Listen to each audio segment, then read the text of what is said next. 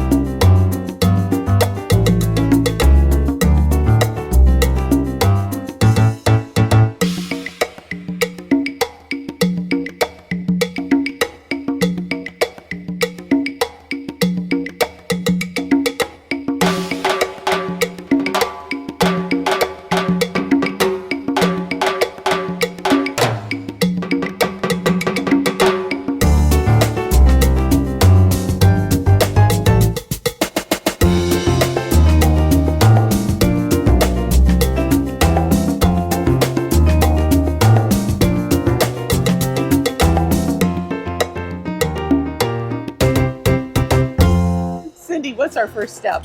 The first step is to take a regular ordinary mason jar and to etch it, which gives us a great surface to paint and gives it a really polished look by etching it a bit. So we took the regular jar and my Etch-All etching cream and just a paintbrush, and I just applied it over the entire surface of the jar and let it set 15 minutes. And then But nice and thick, right? Nice and thick. You want a good even coat. And then I returned it to the jar and rinsed it clean. And we were left with this beautiful frosted glass effect. It really is a very nice frosted glass effect. It makes such a difference from the clear glass to the etched glass. It really does. It jazzes it up. I wanted to add some little decorative hearts to the top of this jar, and to do that I'm using my Deco Art Americana stencils. And they have this cute little heart one, but it has stars in between it. And it's a really small surface. I didn't want to try to actually stencil and get the paint in the stars or have to mask the stars, so I kind of went at it a little differently with my stencils. And I took a pencil. Okay. And I went and I traced the little hearts that I wanted. And then after I had done that, I did it on both sides of the jar. Okay. I took the next size up single heart, which I put between the little hearts. And the same thing, I traced it with my pencil. And then after I was ready to paint, I'm just using a really fine paintbrush and this the Crystal Gloss Enamels paint from Deco Art. It's a beautiful transparent glass paint.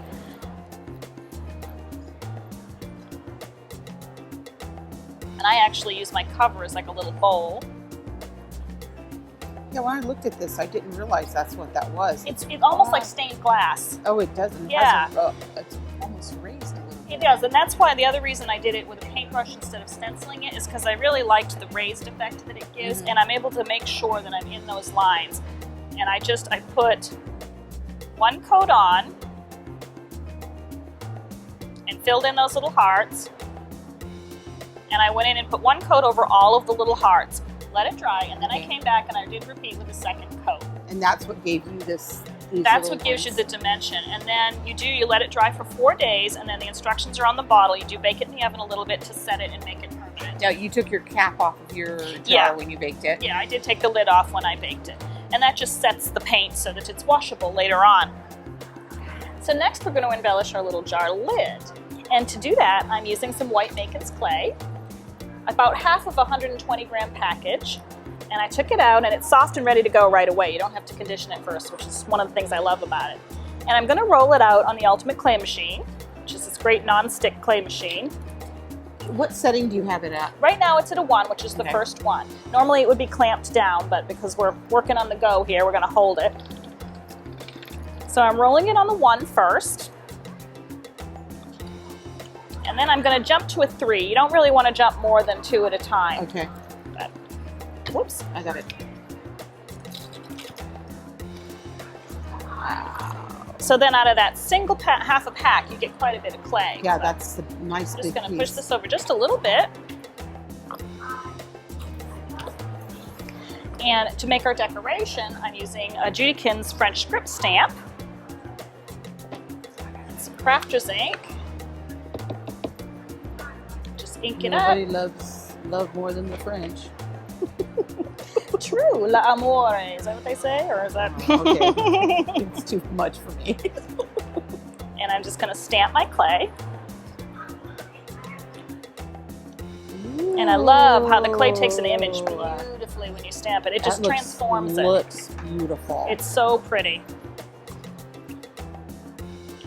And then we would let that dry for just a bit, and then we're going to go on and cut. And to do that, I'm using my jar lid, and I'm using the outside lid as my template. So you're actually literally cutting with the clay. I'm basically using it like a clay cutter. Just be careful here, because my ink is not dry, so I need to be a little bit careful. We're going to use this, so we're not going to throw that away. Next thing, we're going to add some more hearts. You can never have enough hearts for Valentine's Day. It's pretty the way it is, but it really needs a little something extra. And to do that, we've got two things we're going to use. First, I'm going to show you a little trick that I discovered. I wanted my hearts. I had these great clay cutters from Macon's Clay, but they're the traditional rounded heart. And I wanted hearts that kind of matched the more taller, thinner hearts that were in the stencil. Oh, okay. So I have two sets of these hearts. Oh my God, you pinched them? I squashed them. But by squashing them, I now have two great sets of hearts, you know, a size to go with every job, basically. So I used the larger of the three, and this glitter friendly felt from Kunin, which I love. It's just enough sparkle. I like the stiff. It's nice and stiff. Yeah, too. It's got a little heft to it, Yeah. so it really makes it perfect for things like this. And I traced it out onto the friendly felt, and then I just cut out the heart as our base. So once I had my little red felt heart, I wanted to glue it to the top of the jar, and I used my Beacon 3-in-1 for that. Anna, if you could do that, Yes. And I made some clay hearts, and for that I'm using the rest of the clay that we stamped. And I used my squashed heart, my elongated heart, I don't know what the proper term is. And I just cut them out, and I always cut out a few extras when I'm doing something like this, because you have all this beautiful clay, there's got to be something you can do with it. I'm going to cut out two for this project, and then I cut one of the larger ones. Did I give you the larger heart? Yes. I did, thank you. I actually took it from you. You stole it. She stole my heart. I liked her picture. You stole my heart. All right, so we've got our clay hearts. You want to let those dry. It'll take maybe an hour or so because it's thin. Normally it would be 24 hours for a thick piece, but this is pretty thin. But we'll pretend that they're already dry. I did use the clay heart, even though I'm going to end up covering it with this Buckle Boutique bling because I wanted the depth that the clay heart gave me. So I took to go to this dry one, and I just peeled the backing off the bling and put it right on top of that heart, and then I trimmed around it. Nice so that effect. I ended up, it really picks up nice that bling on the edge. It does, it's a and really yet you still nice. got the dimension. And then I just glued that again with my Okay. 3-in-1 to the top of that felt heart, and there's your top, your lid for your jar. It has one more little special element we're going to show you next.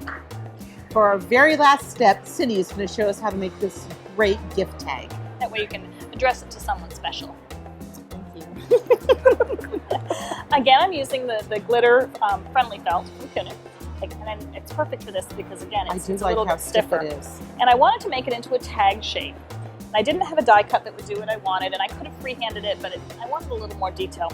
I love these stencils, these tag stencils from DecoArt. When I saw this, I couldn't believe you actually stenciled on the felt. That's like so smart. I love them. They're just handy. But anyway. So I cut a piece of felt that's about the right size, and I went ahead and put the stencil on top. And then instead of stenciling again, I used some white Americana paint, and I just painted in the area all around where I wanted it to be. And then I cut it out. It's a really So nice it gives it the effect. tag detail and the tag shape. Punched a hole. Almost looks like frosting. Yeah, it's just a touch of it, and it's I really liked it, but these are nifty. And then we needed to add some bling to that too. Of course. So you never could have enough bling. Me, the non-bling girl, and I'm blinging everything. I'm wearing bling. What have you done to me?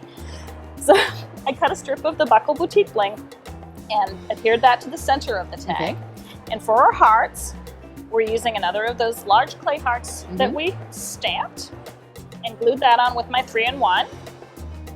And for this top heart, I discovered a neat trick that I just love. I wanted to paint it, I wanted to give it a little bit more color. And I had this crystal gloss enamel that I used on the jar, Yes. and I said, well, let's see what happens when I put it on the clay. It's beautiful.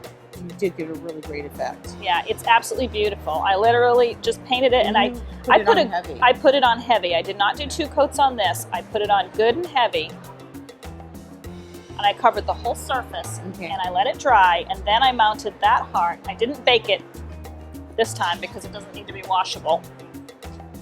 Once it was dry, I mounted that one, and it gives that Macon's clay, it looks almost like ceramic or like kiln-fired pottery. It does. Yeah, I really have to it's say. absolutely beautiful. I can't wait to experiment with these crystal gloss paints a little bit more with the clay. And you tied the tag on with a piece of ribbon? Tied it on with a little piece of ribbon around the top of the jar, and it's ready to fill with some special treats. Don't forget our special treat. Your special treat. And next I'm just going to quickly show you a couple of options you can do. So I wanted to do kind of a fun, bright, funky version. So for this one I went with the bright color palette, and I used the curly alphabet stencils from DecoArt.